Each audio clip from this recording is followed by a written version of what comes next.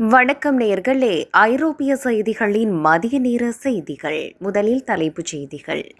கிரீன்லாந்தை பாதுகாக்க துருப்புகளை அனுப்பியது பிரான்ஸ். பிரித்தானியாவில் மீண்டும் கடும் பனிப்பொழிவு, வானிலை ஆய்வு மையம் விடுத்த எச்சரிக்கை. சுவிஸில் குவியும் அமெரிக்க விமானங்கள். இத்தாலியில் கடலோர சாலையை மூழ்கடித்த பிரம்மாண்ட அலைகள். பிரித்தானியாவில் கட்டாய டிஜிட்டல் அடையாள அட்டை திட்டம் ரத்து. பெல்ஜியத்தில் விமான வரி உயர்வுக்கு எதிர்ப்பு, 20 லட்சம் இருக்கைகளை ரத்து செய்கிறது ரயனேர். பிரான்சில் 2ஆம் உலகப் போருக்கு பின் முதல் முறையாக பிறப்பை விட இறப்பு அதிகரிப்பு. கிரீன்லாந்து விவகாரம், 3ஆம் உலகப் போர் மூளும் என ரஷ்யா எச்சரிக்கை. இனி விரிவான செய்திகள். கிரீன்லாந்தை பாதுகாக்க துருப்புகளை அனுப்பியது பிரான்ஸ். கிரீன்லாந்து நாட்டின் பாதுகாப்பை உறுதி செய்ய பிரான்ஸ் தனது ராணுவ துருப்புகளை அங்கு அனுப்பியுள்ளது. அமெரிக்க அதிபர் டொனால்ட் ட்ரம்ப் கிரீன்லாந்தை வாங்கும் விருப்பத்தை மீண்டும் வலியுறுத்திய நிலையில் இந்த நடவடிக்கை எடுக்கப்பட்டுள்ளது. டென்மார்க் நாட்டின் வேண்டுகோளுக்கு இணங்க கூட்டு ராணுவ பயிற்சியில் பங்கேற்க பிரான்ஸ் சம்மதித்துள்ளது. முதற்கட்டமாக ஒரு சிறிய குழு ஏற்கனவே கிரீன்லாந்து சென்றடைந்துள்ளதாகவும் விரைவில் கூடுதல் படைகள் அனுப்பப்படும் எனவும் அதிபர் மக்ரோன் கூறினார். ஆர்டிக் பிராந்தியத்தின் பாதுகாப்பு ஐரோப்பாவின் பாதுகாப்புடன் இணைந்தது என்று பிரான்ஸ் வெளியுறவு அமைச்சர் தெரிவித்துள்ளார். டென்மார்க், ஜெர்மனி மற்றும் ஸ்வீடன் போன்ற நாடுகளும் கிரீன்லாந்தில் தங்கள் ராணுவ இருப்பை அதிகரித்து வருகின்றன. பிரித்தானியாவில் மீண்டும் கடும் பனிப்பொழிவு, வானிலை ஆய்வு மையம் விடுத்த எச்சரிக்கை. பிரித்தானியாவின் பல பகுதிகளில் அடுத்த சில நாட்களில் கடும் பனிப்பொழிவு மற்றும் உறைபனி நிலவும் என அந்நாட்டு வானிலை ஆய்வு மையம் கணித்துள்ளது. ஆர்டிக் காற்றோட்டம் காரணமாக நாட்டின் வடக்கு மற்றும் வடமேற்கு பகுதிகளில் வெப்பநிலை பெருமளவு குறையும் என்று எதிர்பார்க்கப்படுகிறது.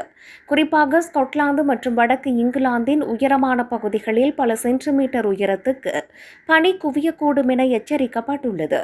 பனிப்பொழிவு மற்றும் சாலைகளில் உருவாகும் வழுக்கும் உறைபனியால் போக்குவரத்து பாதிப்புகள் ஏற்பட வாய்ப்புள்ளதாக அதிகாரிகள் தெரிவித்துள்ளனர். பொதுமக்களின் பாதுகாப்பை உறுதி செய்ய சில பகுதிகளுக்கு மஞ்சள் நிற வானிலை எச்சரிக்கை விடுக்கப்பட்டுள்ளது. முதியவர்கள் மற்றும் உடல்நலம் குன்றியவர்கள் கடும் குளிரில் இருந்து தங்களை பாதுகாத்துக் கொள்ள தேவையான முன்னேற்பாடுகளை செய்யுமாறு அறிவுறுத்தப்பட்டுள்ளனர். கடும் பனிமூட்டம் காரணமாக விமானம் மற்றும் ரயில் சேவைகளில் தாமதம் ஏற்படக்கூடும் என்பதால் பயணிகள் முன்கூட்டியே திட்டமிடுமாறு கேட்டுக் கொள்ளப்படுகிறார்கள். சுவிஸில் குவியும் அமெரிக்க விமானங்கள். டாவோஸில் நடைபெறவுள்ள உலக பொருளாதார மன்ற மாநாட்டை முன்னிட்டு பல அமெரிக்க விமானப்படை விமானங்கள் சுவிட்சர்லாந்துக்கு வர தொடங்கியுள்ளன. அமெரிக்க விமானப்படை C-17A குளோப் மாஸ்டர் போக்குவரத்து விமானம் புதன்கிழமை பிற்பகல் சூரிச் விமான நிலையத்தில் தரையிறங்கியது. பல C-17 விமானங்கள் ஏற்கனவே சுவிட்சர்லாந்துக்கு வந்துள்ள நிலையில் நேற்று முன்தினம் மற்றொரு விமானமும் வந்துள்ளது. போயிங் C-17 குளோப் மாஸ்டர் என்பது துருப்புகள் அல்லது பெரிய சுமைகளை ஏற்றக்கூடிய அமெரிக்க தயாரிப்பான பல நோக்கு 4 இயந்திர ராணுவ போக்குவரத்து விமானமாகும். அதேவேளை நேற்று பிற்பகல் டுபென்டார்ஃப் விமான நிலையத்தில் 4 சிகோர்ஸ்கி UH-60 பிளாக் ஹாக் ஹெலிகாப்டர்களும் தரையிறங்கியுள்ளன. இத்தாலியில் கடலோர சாலையை மூழ்கடித்த பிரம்மாண்ட அலைகள். இத்தாலியின் தென்மேற்கு பகுதியில் உள்ள சிலான் நகரில் கடல் சீற்றம் காரணமாக பிரம்மாண்ட அலைகள் திடீரென கரையை தாண்டின. சீறி பாய்ந்து வந்த அலைகள் அங்குள்ள கடலோர சாலையை தாக்கியதோடு அருகில் இருந்த சுரங்கப்பாதையின் நுழைவாயிலையும் மூடின. அந்த சாலையில் சென்று கொண்டிருந்த கார்கள் மீது அலைகள் பலமாக மோதியதால் வாகன ஓட்டிகள் பெரும் அதிர்ச்சிக்குள்ளாகினர். உயிருக்கு பயந்த ஓட்டுநர்கள் தங்கள் வாகனங்களை அவசரமாக பின்னோக்கி செலுத்தி ஆபத்திலிருந்து தப்பினர்.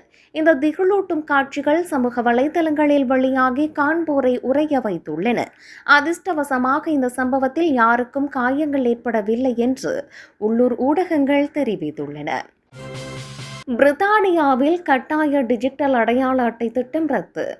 பிரித்தானியாவில் வேலை செய்வதற்கு டிஜிட்டல் அடையாள அட்டை கட்டாயம் என்ற முடிவை அந்நாட்டு அரசு தற்போது கைவிட்டுள்ளது. சட்டவிரோத குடியேற்றத்தை தடுக்க கொண்டுவரப்பட்ட இந்த திட்டத்திற்கு பொதுமக்கள் மற்றும் அரசியல் கட்சிகளிடமிருந்து கடும் எதிர்ப்பு கிளம்பியது. பிரதமர் ஸ்டாமர் தலைமையிலான அரசு இந்த திட்டத்தை கட்டாயமாக்காமல் விருப்ப தேர்வாக மாற்ற முடிவு செய்துள்ளது. இனி வேலைவாய்ப்பு சோதனைகளின் போது பிரத்யேக டிஜிட்டல் கார்டுக்கு பதிலாக பயோமெட்ரிக் பாஸ்போர்ட் அல்லது இ விசாவை பயன்படுத்தலாம்.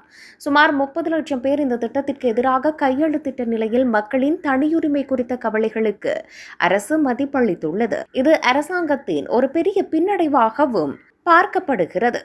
இந்த திட்டத்திற்காக ஏற்கனவே ஒதுக்கப்பட்ட கோடிக்கணக்கான பவுண்ட் நிதி தற்போது வீணாகிவிட்டதாக நிதித்துறை வல்லுநர்கள் கவலை தெரிவித்துள்ளனர். பெல்ஜியத்தில் விமான வரி உயர்வுக்கு எதிர்ப்பு. 20 லட்சம் இருக்கைகளை ரத்து செய்கிறது ரயானயார். பெல்ஜியம் அரசு விமான பயணிகளுக்கான வரியை 5 மடங்கு உயர்த்த திட்டமிட்டுள்ளதை ரயானயார் கடுமையாக விமர்சித்துள்ளது. அரசின் இந்த முட்டாள்தனமான வரி உயர்வால் பெல்ஜியத்தின் சுற்றுலா மற்றும் பொருளாதார போட்டித்தன்மை பாதிக்கப்படும் என அந்நிறுவனம் கூறியுள்ளது. இதற்கு எதிர்ப்பு தெரிவிக்கும் வகையில் 2026 மற்றும் 2027 ஆண்டுகளில் பெல்ஜியத்திற்கான 20 லட்சம் விமான இருக்கைகளை ரத்து செய்யப் போவதாக ரயானயார் உச்சரித்துள்ளது. குறிப்பாக பிரசல்ஸ் மற்றும் சார்லராய் விமான நிலையங்களிலிருந்து இயக்கப்படும் பல விமானங்கள் நிறுத்தப்பட வாய்ப்புள்ளது. ஐரோப்பாவின் பிற நாடுகள் விமான வரிகளை குறைத்து வரும் வேளையில் பெல்ஜியம் மட்டும் வரியை உயர்த்துவது தேவையற்றது என்று அதன் தலைமை நிர்வாகி மைக்கேல் ஓலியிரி தெரிவித்துள்ளார். இந்த நடவடிக்கையால் ஆயிரக்கணக்கான வேலைவாய்ப்புகள் மற்றும் சுற்றுலா வருமானம் அண்டை நாடுகளுக்கு செல்லும் அபாயம் ஏற்பட்டுள்ளதாக அவர் எச்சரித்துள்ளார். பிரான்சில் 2ஆம் உலகப் போருக்கு பின் முதல் முறையாக பிறப்பை விட இறப்பு அதிகரிப்பு. பிரான்சில் 2025ஆம் ஆண்டில் பிறந்தவர்களின் எண்ணிக்கையை விட இறந்தவர்களின் எண்ணிக்கை அதிகரித்துள்ளதாக புதிய புள்ளி விவரங்கள் தெரிவிக்கின்றன. 2ஆம் உலகப் போருக்கு பிறகு பிரான்ஸ் வரலாற்றில் இத்தகைய எதிர்மறையான மக்கள் தொகை வளர்ச்சி பதிவாகுவது இதுவே முதல் முறையாகும். 2025ஆம் ஆண்டில் பிறப்பு விகிதம் முன்னெப்போதும் இல்லாத அளவுக்கு குறைந்துள்ளதே இந்த வீழ்ச்சிக்கு முக்கிய காரணமாக கூறப்படுகிறது. கடந்த காலங்களுடன் ஒப்பிடுகையில் பிரான்சில் பெண்களின் சராசரி குழந்தை பெற்றுக்கொள்ளும் விகிதம் பெருமளவு சரிந்துள்ளது. அதிகரித்து வரும் வாழ்க்கை செலவு மற்றும் சமூக மாற்றங்களால் இளைஞர்கள் குழந்தை பெற்றுக்கொள்வதை தவிர்ப்பதாக ஆய்வாளர்கள் கருதுகின்றனர். கிரீன்லாந்து விவகாரம் 3ஆம் உலகப் போர் மூலம் என ரஷ்யா எச்சரிக்கை. கிரீன்லாந்து பகுதியில் ஐரோப்பிய நாடுகள் தங்கள் படைகளை குவிப்பதற்கு ரஷ்யா கடும் கண்டனம் தெரிவித்ததோடு இது தேவையற்ற பதற்றத்தை உருவாக்குவதாக கூறியுள்ளது. ஆர்டிக் பிராந்தியத்தில் நேட்டோ படைகளின் நடமாட்டம் அதிகரிப்பது ஒரு பெரிய அளவிலான மோதலுக்கு அல்லது 3ஆம் உலகப் போருக்கு வழிவகுக்கும் என ரஷ்ய அதிகாரிகள் எச்சரித்துள்ளனர்.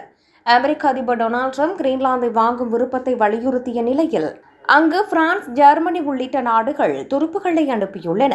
ரஷ்யா மற்றும் சீனாவின் அச்சுறுத்தலை சமாளிக்கவே இந்த நடவடிக்கை என மேற்கத்திய நாடுகள் கூறுவதை ரஷ்யா முட்டாள்தனமான கற்பனை என்று சாடியுள்ளது. ஆர்டிக் பகுதியை இராணுவமயமாக்குவது உலக அமைதிக்கு உகந்தது அல்ல எனவும் இது ரஷ்யாவின் பாதுகாப்பிற்கு விடுக்கப்பட்ட சவால் என்றும் மாஸ்கோ தெரிவித்துள்ளது.